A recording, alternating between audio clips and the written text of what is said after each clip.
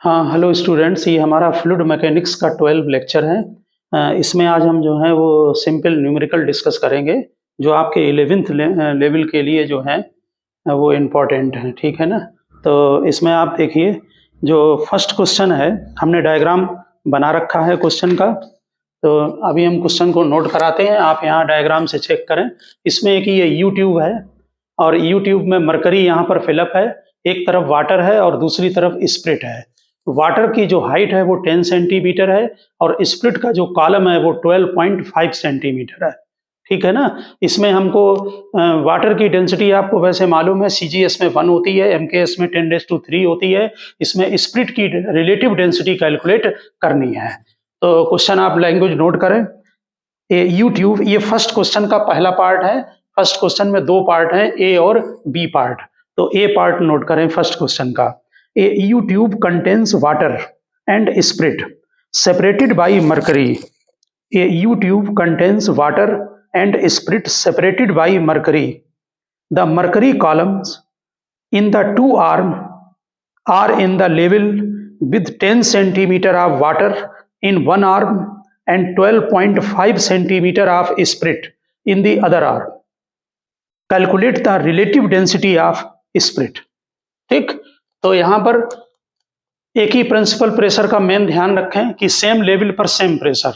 ये पॉइंट ए है, ये पॉइंट बी है, यहां पर दोनों सेम लेवल पर हैं, तो इसके ऊपर जो प्रेशर एक्ट कर रहा है वो दोनों लेवल में सेम होगा, दोनों पॉइंट पर। तो PA = PB। इसके ऊपर वाटर कॉलम है, वैसे ये ओपन है, एटमॉस्फेरिक प्रेशर भी है, लेकिन जब हम दोनों को इक्वल करेंगे तो एटमॉस्फेरिक प्रेशर यहां से कट हो जाएगा, इसलिए उसको नोट नहीं किया गया है। तो इसके ऊपर वाटर है, वाटर के प्रेशर का फार्मूला आपको मालूम H ρg है, सफिक्स यहाँ वाटर लगा दिया गया है, HW और इंटू G = हाइट स्प्रिट की, डेंसिटी स्प्रिट की, और G कैंसिल हो गया, इनको डिवाइड कर लें आप। ρS divided by ρW relative density बोलते हैं, यहाँ पर फार्मूला लिखा है रिलेटिव डेंसिटी का, डेंसिटी किसी बॉडी की divided by density of water. तो स्प्रिट की डेंसिटी और divided by density of water हमें कैलकुलेट करना है। ये डिवाइड कर देंगे, 0.8 आता है। इससे ये चीज क्लियर है कि सीजीएस में वाटर की डेंसिटी 1 होती है, यहाँ पर 0.8 आ रही है। इसका सीधा मतलब है कि ये इसकी डेंसिटी वाटर से कम है, ठीक है ना, यानी ये वाटर से हल्का है, वाटर हैवी है। अब इसका बी पार्ट नोट करें, लिखिए। If 15 centimetre of water and spirit each are further poured into the respective arm of the U tube,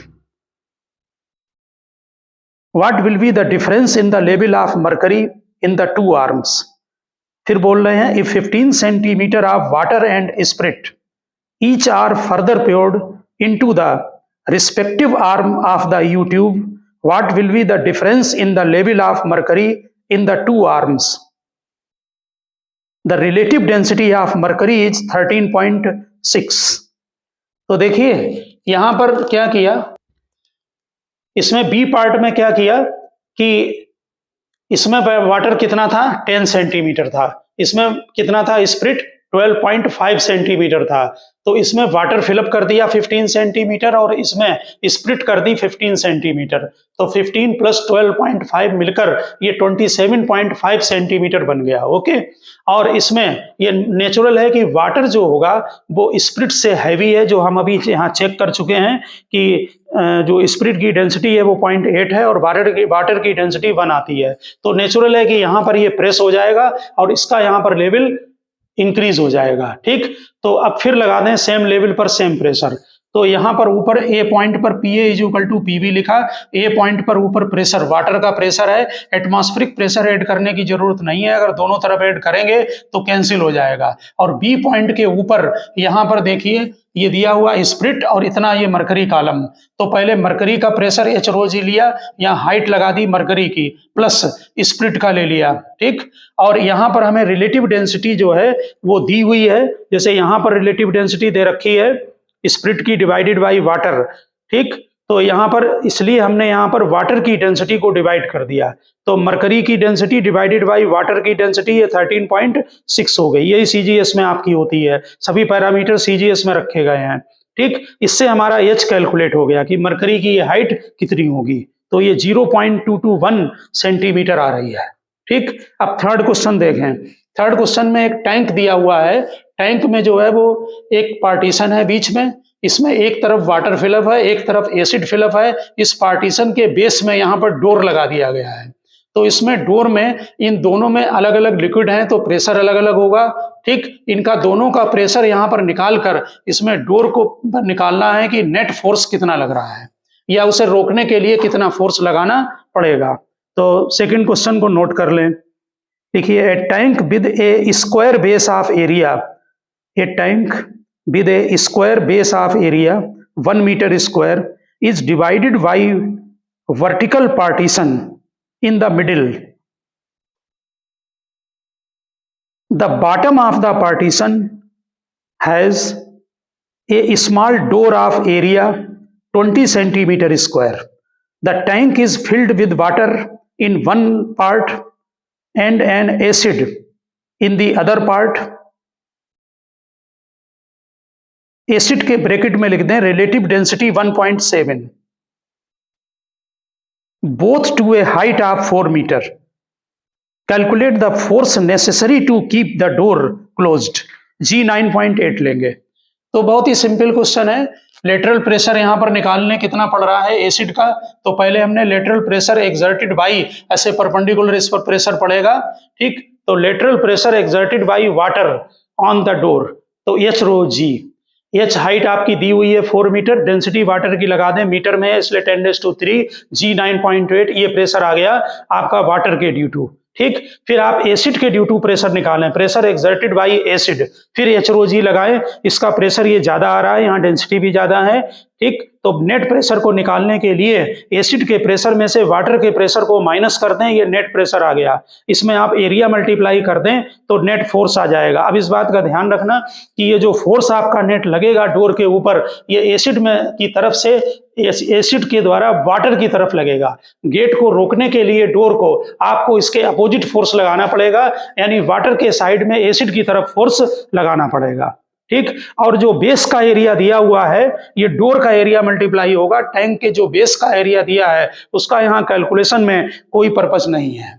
ठीक, अब आप क्वेश्चन नंबर 3 देखें और पहले नोट करें। क्वेश्चन नंबर में इसमें दोनों डायग्राम ये दिए हुए हैं, ये मैनोमीटर है, इसमें कोई गैस फिलअप है और यहाँ पर जो मरकरी है नीचे मैनोमीटर में, ये जो गैस है वो यहाँ तक आपकी जो है एक्सटेंडेड है ए पॉइंट तक। ठीक, इसमें मरकरी की जो हाइट है वो 20 सेंटीमीटर एबव है इस लेवल से, ए के लेवल से।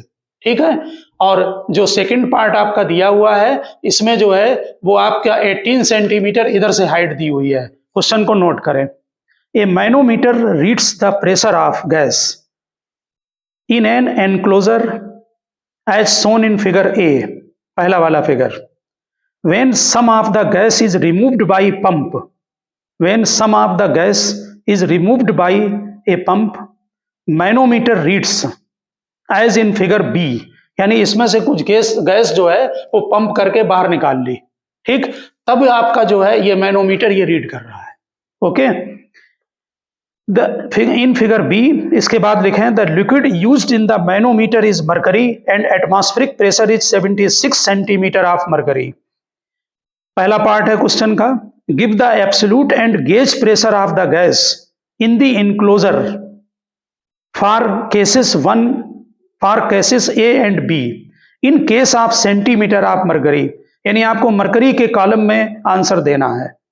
ठीक है, दूसरा पार्ट है how would the level change in B if 13.6 centimetre of water is poured in the right limb of the manometer, यानी 13.6 सेंटीमीटर वाटर इसमें फिलअप कर दिया तब। ठीक, यहां पर वॉल्यूम जो चेंज होगा उसको इग्नोर कर दिया गया, small change in volume of the gas ignore कर दिया गया है। ठीक है, यहां पर देखें पहले में, तो इसके अंदर जो प्रेशर होगा, ये क्लोज्ड चैम्बर है, इसके अंदर जो प्रेशर होगा वही प्रेशर ए पॉइंट पर होगा। ए और बी सेम लेवल पर है इसलिए दोनों पर प्रेशर सेम होगा। तो ध्यान से देखें, gas pressure at A is equal to pressure at B होगा, जिसका भी प्रेशर पड़े। ऊपर से क्या है, एटमॉस्फेरिक प्रेशर, ये ओपन है, ये क्लोज है, इसलिए यहां पर एटमॉस्फेरिक प्रेशर नहीं होगा। ये जो क्वेश्चन आपने लगाए थे इनमें दोनों तरफ से ओपन था, इसमें अगर आप दोनों तरफ एटमॉस्फेरिक प्रेशर को ऐड करेंगे तो वो कैंसिल हो जाएंगे। यहां पर प्रेशर एट बी चेक करें, एक तो मरकरी कॉलम का प्रेशर है और दूसरा एटमॉस्फेरिक का प्रेशर है। तो atmospheric pressure 76 centimetre of Hg होता है, ये मरकरी कॉलम 20 है, इसको डायरेक्ट ऐड कर देते हैं इसमें है, तो टोटल प्रेशर ए पर आ गया 96 सेंटीमीटर ऑफ मरकरी कॉलम। ये प्रेशर एब्सोल्यूट प्रेशर होता है। अगर हम एटमॉस्फेरिक प्रेशर को माइनस कर दें तो जो प्रेशर आता है वो गेज प्रेशर कहलाता है। तो 96 में से आप 76 को माइनस कर दें तो 20 सेंटीमीटर ऑफ मरकरी कॉलम में प्रेशर आ गया। ये प्रेशर जो क्वेश्चन के अंदर है वो मरकरी कॉलम में ही पूछा गया है, इसलिए उसी में आंसर दें। अगर पास्कल में पूछते तो एच रो जी लगाते। ठीक, यहां पर ये और किसी कॉलम में पूछें तो H1 rho G is equal to H2 rho G. जैसे पूछ लें वाटर कॉलम कितना है, तो मरकरी कॉलम का वाटर कॉलम आपको निकालना आना चाहिए, या कोई और लिक्विड दे दें तो फिर उसकी डेंसिटी देंगे, आप सिंपली एच रो जी से इक्वल करें तो दूसरे में कॉलम निकल आएगा। ठीक, इसके बाद सेकंड केस में जो ए के ऊपर प्रेशर है वो चैम्बर के अंदर का प्रेशर है। ये भी यहां पर क्लोज्ड ही है, गैस निकालने के बाद चैम्बर के अंदर का प्रेशर है और plus 18 centimetre mercury column pressure है। तो PA is equal to PB होगा, सेम लेवल पर सेम प्रेशर। यहां पर गैस का प्रेशर ले लिया ए पर और plus 18 centimetre of mercury column का प्रेशर ले लिया, is equal to 76 centimetre of Hg। क्योंकि ये ओपन है, यहां पर एटमॉस्फेरिक प्रेशर लग रहा है P0 जो कि 76 सेंटीमीटर ऑफ Hg है। तो गैस का प्रेशर आपका आ गया 58 सेंटीमीटर ऑफ Hg कॉलम। अगर गेज प्रेशर पूछा जाए तो 76 इसमें माइनस करें तो निगेटिव हो जाएगा, इसका मतलब इसके अंदर जो प्रेशर है वो एटमॉस्फेरिक प्रेशर से कम है, तभी ये लेवल ऊपर को इधर आ गया। समझ गए ना, ये मैनोमीटर है, ये गेज प्रेशर दे देता है अंदर का। ठीक, इसके बाद थर्ड केस में इन्होंने क्या किया कि इसमें वाटर फिलअप कर दिया। तो वाटर अगर आपने 13.6 सेंटीमीटर डाला है तो ये equivalent 1 centimetre of mercury column के हो जाएगा। समझ गए ना, तो इसका मतलब है कि ये 1 सेंटीमीटर प्रेशर जो है वो यहां पर और पड़ेगा, तो ये 18 की बजाय यहां पर 19 सेंटीमीटर आ जाएगा। तो इसमें आप आंसर में नोट कर लें, लिखिए water column of height, see last answer में, water column of height 13.6 centimetre is equivalent to, water column of height 13.6 centimetre is equivalent to 1 centimeter of mercury column. Therefore, mercury would rise by 1 centimeter in the left limb, a left arm. Mercury would rise by 1 centimeter in the left arm. Difference in mercury level in the two arms will be, difference in mercury level in the two arms will be, या two limbs लिख दें, will be 19 centimetre. अब जो difference होगा, पहले यहां पर 18 था, अब 19 हो जाएगा क्योंकि ये ऊपर उठ जाएगा इस साइड को, 19 सेंटीमीटर। जो नेक्स्ट क्वेश्चन है इसमें हम आपको डायरेक्ट जो है वो थ्योरी से समझा दे रहे हैं। इसमें देखिए हमने थ्योरी में आपको ये क्लियर कर रखा है कि जैसे मान लीजिए ये कोई कंटेनर है और इसमें ये लिक्विड फिलअप है, ठीक है, तो और एक कंटेनर आपका इस टाइप का है। इन दोनों कंटेनर में अगर हाइट वाटर लेवल की सेम है तो फोर्स जो है, क्योंकि प्रेशर सेम होगा, अगर एच हाइट यहाँ पर है और ये भी एच हाइट है, तो यहाँ इस पॉइंट पर जो लोअर पॉइंट है इनका बेस है जो उसमें प्रेशर सेम होगा एच रो जी, और फिर उसमें एरिया मल्टीप्लाई कर दें, दोनों का एरिया भी सेम है, तो दोनों में जो फोर्स एक्ट करेगा वो सेम एक्ट करेगा। लेकिन अगर आप मेजरमेंट करें इसके वेट का तो नेचुरल है कि इसमें वेट ज़्यादा आएगा, ठीक है, इसमें वेट इतना ज़्यादा होगा लिक्विड का, ये जो इसके इक्वल। हमने इसको थ्योरी में डिटेल में डिस्कशन किया है और आपको बता रखा है कि यहाँ पर जो ये वाटर होता है ये नेचुरल है कि इस सरफेस के ऊपर प्रेशर एक्ट करेगा परपेंडिकुलर डायरेक्शन में। इसके दो कंपोनेंट होंगे, एक हॉरिजेंटल दूसरा वर्टिकल। नेचुरल है कि जब आप वेट का मेजरमेंट करेंगे तो जो वेट का मेजरमेंट में ये वाला लिक्विड भी उसमें इंक्लूडिंग होगा, ठीक है ना। तो वहां पर जब आप नेट निकालेंगे तो ये जो वर्टिकल कंपोनेंट लग रहा है इसका, ये फोर्स को नीचे इंक्रीज कर देगा। तो जब आप वेइंग इक्विपमेंट में रखेंगे उसको मेजर करने के लिए, तो नेचुरल है कि फोर्स जो है वो इंक्रीज होगा क्योंकि वर्टिकल का कंपोनेंट लगेगा, ठीक। डाउनवर्ड फोर्स दोनों में इक्वल होगा, ठीक है ना। जो कंपोनेंट है वो जो नीचे की तरफ को आपको लग रहा है, इसमें क्वेश्चन में उन्होंने पूछ रखा है सेकंड पार्ट में कि ये two vessel have the same base area but different shapes. The first vessel takes twice the volume. First vessel में जो वॉल्यूम है लेकिन हाइट सेम है, ठीक है ना। द फर्स्ट विसिल नहीं हमारा, ये फर्स्ट इन्होंने इसको बना रखा है, हमारा ये सेकंड विसिल है। इसमें वॉल्यूम ट्वाइस है, यानी कि इसमें वॉल्यूम V है तो इसमें वॉल्यूम 2V है, ओके। तो द सेकंड विसिल लिखना, अगर लिखना है तो takes twice the volume of water that of the first vessel, ठीक। Requires to fill up to a particular common height, height दोनों की सेम है। Is the force exerted by water on the base of the vessel is same. तो force दोनों में same होगा क्योंकि pressure same है, बेस एरिया सेम है, इसलिए फोर्स सेम होगा, ठीक। If so why do the vessel filled with water to the same height gives the different reading. Reading दोनों की डिफरेंट आती है। इसमें ऑन है वेइंग स्केल, तो इसमें वेइंग स्केल की रीडिंग जो है वो ज्यादा आएगी, आना भी चाहिए ज्यादा, ठीक। तो यहाँ पर ध्यान रखें आंसर को लिखते समय, ये जो दिखाएं यहाँ पर कि जो फोर्स लगेगा इस वाले सरफेस पर प्रेशर वो नॉर्मल होगा। इससे जो यहाँ फोर्स क्रिएट होगा इसके दो कंपोनेंट होंगे, एक हॉरिजेंटल दूसरा वर्टिकल। ये वर्टिकल कंपोनेंट जो है उसको इंक्रीज कर देता है, ठीक है। अब आप नेक्स्ट क्वेश्चन को नोट करें। लिखे ड्यूरिंग ब्लड ट्रांसफ्यूजन।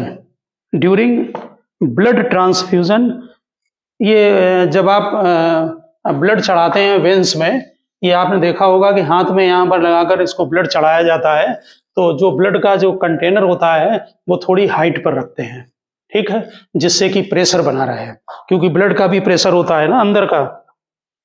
तो during blood transfusion the needle is inserted in A when where the gauge pressure is 2000 Pascal. Needle is inserted in a vein where the gauge pressure is 2000 Pascal. At what height should the blood container be placed? At what height should the blood container be placed so that blood may just enter the vein? Density of blood 1.06 into 10⁻³ density of blood 1.06 into 10⁻³ kg पर metre cube. तो इसमें pressure तो दे ही रखा है कि इतना pressure आपकी requirement है ब्लड को चढ़ाने के लिए, ठीक है। हाइट पूछी है तो सिंपल है कि आप h rho g उसमें लगा दें। तो लिखिए let h be the height of blood container above the vein, then gauge pressure is equal to h rho g। तो pressure P is equal to h rho g। Pressure कितना दिया है question में देखें, प्रेशर आपको given है 2000 pascal, density given है, तो H is equal to P upon rho g। ये 2 पास्कल खुद MKS सिस्टम में है, डेंसिटी गिवन है ब्लड की वो 1.06 इंटू 10⁻³ 1.06 इंटू और G 9.8, क्योंकि MKS में वैल्यू दी हैं सभी, तो MKS में यूज करें। ये जो हाइट आ रही है ये आपकी 0.19 मीटर, 0 नियर अबाउट है 0.192 मीटर, ठीक, नियरली 0.2 मान सकते हैं आप। नेक्स्ट क्वेश्चन नोट करें। Find the pressure on a swimmer, find the pressure on a swimmer 10 metre below the, find the pressure on a swimmer 10 meter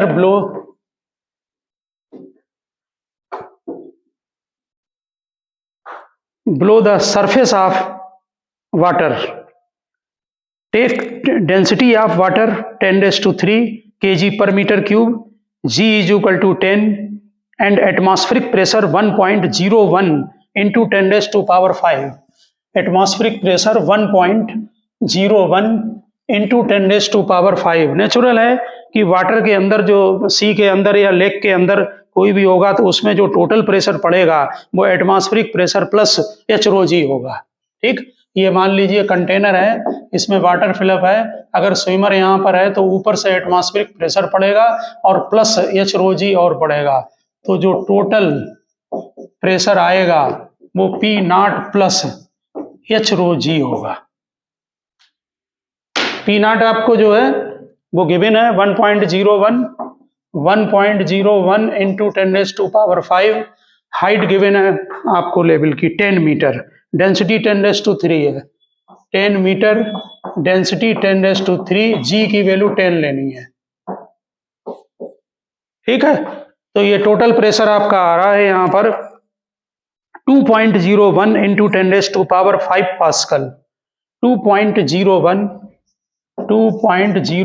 into 10⁵ pascal. इसको अगर atmospheric pressure में लिखना चाहें तो 1 इंटू 10⁵ को जो है वो, या आप 1 एटमॉस्फेरिक प्रेशर लेते हैं तो सीधे इसको 2 एटमॉस्फेरिक प्रेशर नियरली लिख सकते हैं। एटमॉस्फेरिक प्रेशर को ATM लिख देते हैं। ठीक है ना, आप 1 इंटू 10⁵ को भी ले सकते हैं कहीं पर भी। ठीक है ना, तो गेज प्रेशर जो है ध्यान रखना, गेज प्रेशर खाली h/ρg होता है, h/ρg। अगर गेज प्रेशर पूछा जाए तो उसमें एटमॉस्फेरिक प्रेशर को ऐड नहीं करना।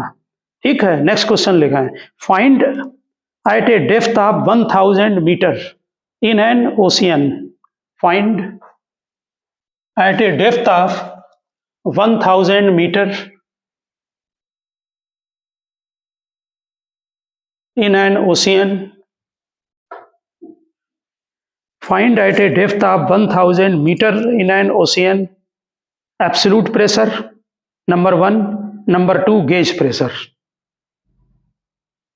The force acting, C part है, A पार्ट में एब्सोल्यूट प्रेशर निकालना है, B पार्ट में गेज प्रेशर निकालना है, C पार्ट में force acting on a window of area 400 centimetre square of a submarine whose interior is maintained at sea level atmospheric pressure, whose interior is maintained at sea level atmospheric pressure, given atmospheric pressure 1.01 into 10⁵ Pascal, given atmospheric pressure 1.01 into 10⁵ Pascal, density of sea water 1.03 into 10⁻³ जी को 10 लेना है।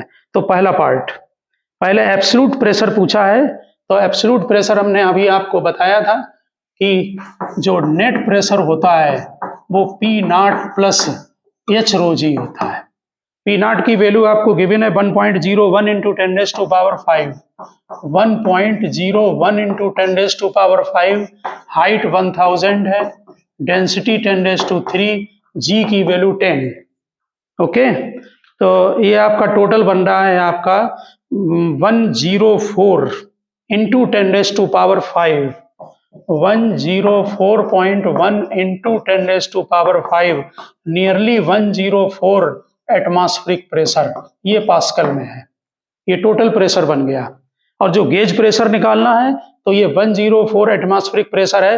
Pressure की एक unit ATM भी होती है, atmospheric pressure, जो कि किसके इक्वल है 1.01 इंटू 10⁵ के इक्वल है। इसलिए आप डायरेक्ट उसमें भी लिख सकते हैं। तो gauge pressure is equal to 1, इसमें से माइनस कर दें 103 ATM यानी एटमॉस्फेरिक प्रेशर।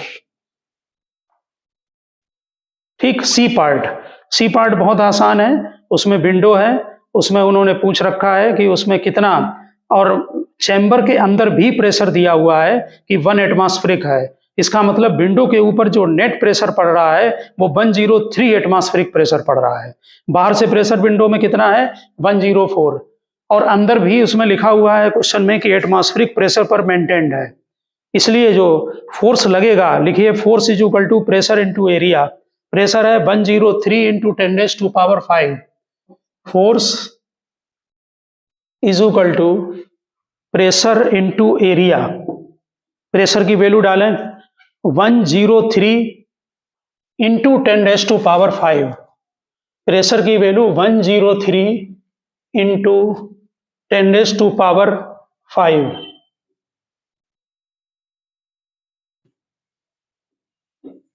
मल्टीप्लाई कर दीजिए। एरिया गिवन है आपको, एरिया दिया हुआ है आपका 0.04 मीटर स्क्वायर। तो force is equal to pressure into area. Pressure 103 into 10⁵, area 0.04 centimetre square था, हमने मीटर स्क्वायर में चेंज कर दिया है। तो ये 4.12 इंटू 10⁵, 4.12 इंटू 10⁵ फोर्स है, न्यूटन में यूनिट लिखना। अब आप नेक्स्ट क्वेश्चन नोट करें। एक इसमें यू ट्यूब है, एक तरफ ऑयल फिलअप है और दूसरी तरफ जो है वो कार्बन टेट्रा क्लोराइड। एक यू ट्यूब है ऐसे, ठीक, नीचे बेस में मरकरी है, यहां पर ये मरकरी इतनी फिलअप है। थोड़ा सा हाइट और इंक्रीज कर दें, अभी क्वेश्चन की लैंग्वेज लिखाते हैं, ये भर दीजिए यहां पर। ओके, अब यहां पर जो है वो एक तरफ लेफ्ट में जो है वो ऑयल है और दूसरे में कार्बन टेट्रा क्लोराइड। इसमें ऑयल और ये कार्बन टेट्रा क्लोराइड ये फिलअप है, ठीक है। सेम लेवल पर सेम हाइट का कॉन्सेप्ट लगेगा। नोट करें question, calculate H height calculate करनी है। ये जो एच हाइट है वो ऑयल की टोटल दी हुई है हाइट, ये हाइट एच ये कैलकुलेट करनी है। हाँ, लिखिए calculate H in you tube shown in the figure. Density of oil 0.9, density of oil 0.9 ग्राम पर सेंटीमीटर क्यूब। ऑयल की डेंसिटी 0.9 ग्राम पर centimetre cube. Density of carbon tetrachloride 1.6 ग्राम पर सेंटीमीटर क्यूब। डेंसिटी कार्बन की 1.6 ग्राम पर सेंटीमीटर क्यूब गिवन है, ठीक। Mercury की density 13.6 है, वो आप नोट करें या ना करें। 20 सेंटीमीटर इनका जो सेम लेवल है जहां पर ये टोटल ये 20 सेंटीमीटर है, टोटल दी है यहां तक, ये भी 20 सेंटीमीटर पूरा ये फिलअप है, ठीक है ना। 20 सेंटीमीटर यानी कि कुल मिला के जो ऑयल आपने जब फिलअप किया है और कार्बन टेट्रा क्लोराइड फिलअप किया है, उन दोनों का जो मरकरी का जहां से सेम लेवल है वहां से हाइट इक्वल है। तो जब ये टोटल 20 है तो यहाँ जो ये मरकरी फिलअप है ये 20 माइनस एच हो गया और ये सेंटीमीटर में है। नेचुरल है, हमने आपको कॉन्सेप्ट बता रखा है कि सेम लेवल पर सेम प्रेशर। तो ये पॉइंट ए ले रहे हैं, ये पॉइंट बी, और P A is equal to P B लगाएंगे। डायग्राम बना लें, सेम लेवल पर सेम प्रेशर, ठीक। तो एच रो जी, एच का हमें कैलकुलेशन करना है। ऑयल की डेंसिटी 0.9 दी है, जी कट हो जाएगा इसलिए वैल्यू नहीं डाल रहे हैं। देखिए ए के ऊपर प्रेशर, पहले ऑयल का प्रेशर एच रो जी, डेंसिटी 0.9, सभी सीजीएस में है। एच रो जी को ऐसे ही डाल दें, प्लस मरकरी कॉलम का प्रेशर, मरकरी कॉलम कितना है 20 माइनस एच, मरकरी की डेंसिटी 13.6, सभी सीजीएस में लिखना है। मरकरी की डेंसिटी 13.6 इंटू जी, ये हो गया दोनों का प्रेशर, इज इक्वल टू, यहाँ पर प्रेशर, यहाँ एटमॉस्फेरिक प्रेशर ऐड नहीं किया है, ओपन है क्योंकि दोनों तरफ कैंसिल हो जाएगा। ठीक। कार्बन टेट्रा ये है क्लोराइड, इसकी हाइट आपको दे रखी है 20 सेंटीमीटर, डेंसिटी 1.6 है। जी को आप ऐसे ही लिख दें क्योंकि ये कैंसिल हो जाएगा। कैलकुलेशन थोड़ा ठीक से करना। तो ये H is equal to 18.9 centimetre आ रहा है। H is equal to 18.9 centimetre आ रहा है। आपने सेम लेवल के कई क्वेश्चन लगा लिए हैं, मेरी समझ में आप अच्छी तरह से आप समझ चुके होंगे। और क्योंकि जब कॉम्पिटिटिव एग्जाम के आप क्वेश्चन लगाएंगे तो वहाँ फिर प्रॉब्लम क्रिएट होती है, इसलिए इनको आप बहुत अच्छी तरह से क्लियर समझ लें। यहाँ पर आगे हम क्वेश्चन एक लिफ्ट का लेंगे जो कि 11th में बहुत पूछा जाता है। लिखिए, in a car lift, theory note करें। In a car lift compressed air exert a force F1 in a car lift. Compressed air exert a force F1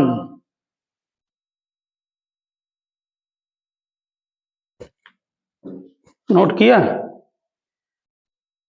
on a small piston having a radius of 5 centimeter.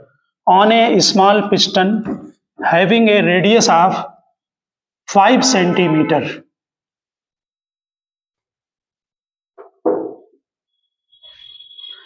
This pressure is transmitted to a second piston. This pressure is transmitted to a second piston. This pressure is transmitted to a second piston of radius 10 centimeter. If the mass of the car to be lifted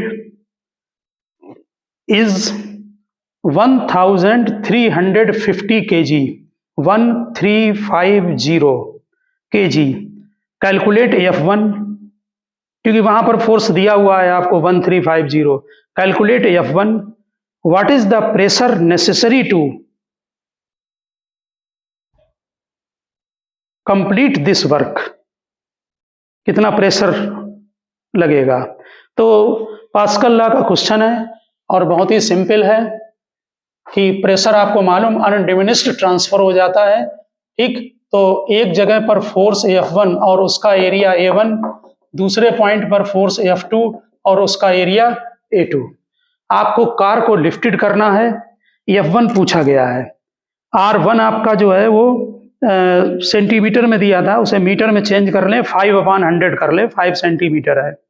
F2 दिया हुआ है 1350, ठीक, और F2 given है, वो भी KG में है, ध्यान रखना केजी फोर्स दिया है, वहां केजी फोर्स लिखे हैं।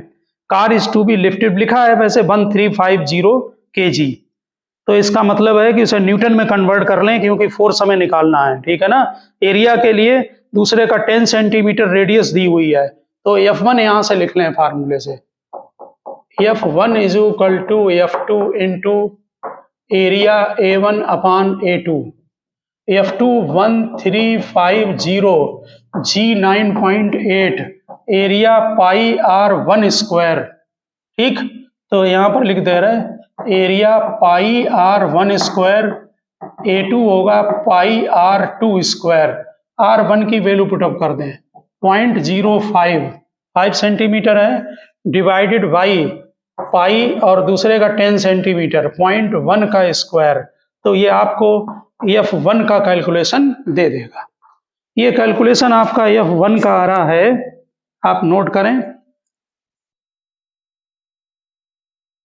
1470 न्यूटन, 1470 न्यूटन। और इसमें प्रेशर भी पूछा है, प्रेशर तो दोनों जगह इक्वल ही होगा, किसी को भी डिवाइड कर लें, F1 अपान एरिया। इस टाइप के क्वेश्चन में केवल कैलकुलेशन है और कोई काम नहीं है, ठीक है ना। तो पाई R स्क्वायर एरिया होगा, ये आपका जो प्रेशर आ रहा है वो 1.87 इंटू 10⁵ पास्कल, 1.87 इंटू 10⁵ पास्कल। ये सिंपल आपके 11th लेवल के क्वेश्चन है। इसमें ज़्यादा जो है वो नहीं है। एक और क्वेश्चन आप नोट करें, लिखिए two syringe of different cross section, two syringe of different cross section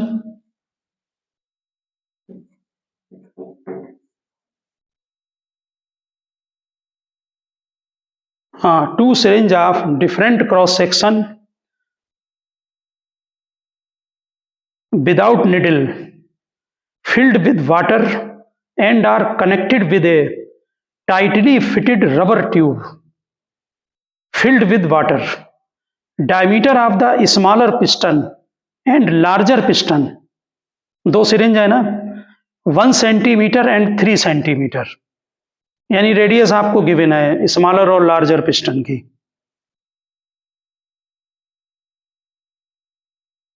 तो पहले में find the force on the larger piston when a force of 10 newton is applied to the smaller piston. Second part हमने इसको main second part की वजह से कराया है। Smaller piston is pushed in through 6 centimetre, तो how much does the larger piston move out. जब smaller piston 6 centimetre move करेगा तो लार्जर कितना मूव करेगा। तो सबसे पहले तो आप पास्कल लॉ से F2 निकालें, जैसा कि हमने अभी कैलकुलेशन किया था। तो ये लिखें F1 upon A1 is equal to F2 upon A2। F1 upon A1 is equal to F2 upon A2। F1 upon A1 is equal to F2 upon A2। इससे आप F1 कैलकुलेट कर लें, F2 A1 अपान A2। ये आपको यहाँ पर force given है, यहाँ पर इसमें F2 को निकालना था। वैसे किसी को भी एज्यूम कर लें, उससे कोई फर्क नहीं पड़ता है। अगर डायमीटर दिया है तो डायमीटर्स को भी यूज कर सकते हैं, ठीक है ना। और डायमीटर गिवन था इसमें, तो आप डायमीटर से हाफ करके रेडियस निकाल लें, ठीक। एरिया पाई आर स्क्वायर रख दें, जब जैसे कि हमने अभी क्वेश्चन में रखा था। तो ये 90 न्यूटन आएगा फोर्स, ठीक है ना। अब आप यहां पर जो है इन्होंने लेंथ पूछी है सेकंड पार्ट में, smaller piston is pushed through 6 centimetre, ठीक। तो लार्जर पिस्टन जो है वो कितना पुश करेगा। तो हमने यहां पर ये रिवर्स कर दिया था, F2 दे लिया दूसरे को, F1 ले लिया जो निकालना है। तो इसमें ये फार्मूला लगाएं वर्क डन का, F1 L1 is equal to F2 L2, क्योंकि work done force into displacement होगा, ठीक है। और इसमें F1 F2 आपको गिवन है और लेंथ जो है आपको गिवन है, ठीक। तो लेंथ जो है हमने यहाँ पर F1 लिया है, इसलिए हम यहाँ पर लेंथ को L1 ले रहे हैं। F2 L2 अपान F1। अब इसमें आप वैल्यू पुटअप कर दें, ठीक। तो ये 10 डिवाइडेड बाई 90, ये आपका 10 है, डिवाइडेड बाई 90 इंटू पहले की लेंथ दी हुई है, वो लेंथ है आपकी 6 सेंटीमीटर, उसको मीटर में चेंज कर लें, 6 अपान 100, ठीक। तो ये लेंथ L1 कैलकुलेट हो जाएगी। ये लेंथ आ रही है 6.7 या 6.7 इंटू 10⁻³ मीटर, 6.7 इंटू 10⁻³ मीटर।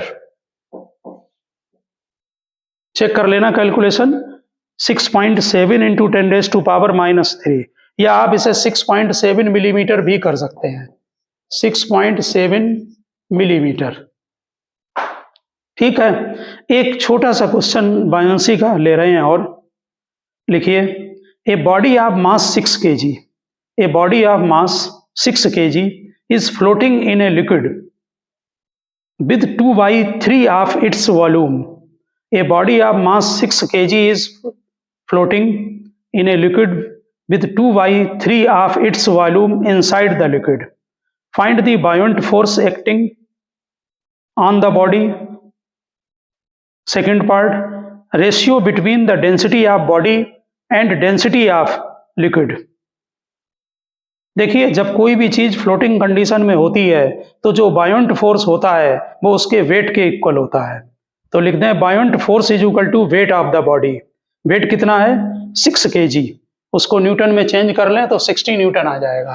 तो पहला पार्ट बहुत सिंपल क्वेश्चन लिया है, बायोंट फोर्स आपका जो है वो 6 kg है, उसमें 10 मल्टीप्लाई करें तो 60 न्यूटन। ठीक है। इसके बाद इसमें डेंसिटी का रेशियो पूछा है। तो आपको मालूम है कि जो वेट होगा लिक्विड डिस्प्लेस्ड और वो बायोंट फोर्स दोनों के इक्वल होगा, यानी जो बायोंट फोर्स है वो किसके इक्वल होगा? Wait of the liquid displaced. ठीक, और फ्लोटिंग कंडीशन में जो बॉडी का वेट होता है वही wait of the liquid displaced होता है। तो बॉडी का वेट क्या होगा? वॉल्यूम डेंसिटी बॉडी की इंटू जी, एमजी हो गया वेट। यानी सेकंड केस में वेट इक्वल कर दें अपथ्रस्ट के। Simple question. ठीक, अपथ्रस्ट में 2/3 वॉल्यूम इनसाइड है, लिक्विड की डेंसिटी और जी ये दोनों कैंसिल हो गए, वी से वी कैंसिल हो गया, और आपको शायद डेंसिटी का रेशियो पूछा गया है। तो डेंसिटी बॉडी की divided by density of body divided by density of liquid पूछा गया है, तो ये 2/3 आ जाएगा। Density of body divided by density of liquid, ये 2/3। ठीक, तो सिंपल क्वेश्चन है ये आर्किमिडीज का। आपने बायोंट फोर्स को इसके इक्वल कर दिया। इसमें पास्कल लॉ का क्वेश्चन जो है आप जरूर करना अपने पेपर के लिए। तो ओके स्टूडेंट, हमने आपको ये सिंपल क्वेश्चन जो 11th लेवल के वो कराए थे, इनको करना जरूरी है, क्योंकि इसी से आप फिर कॉम्पिटिटिव लेवल में आपके समझ में आएगा, क्योंकि प्रेशर का यूज टिपिकल होता है कॉम्पिटिटिव में। ओके, मिलते हैं नेक्स्ट लेक्चर में।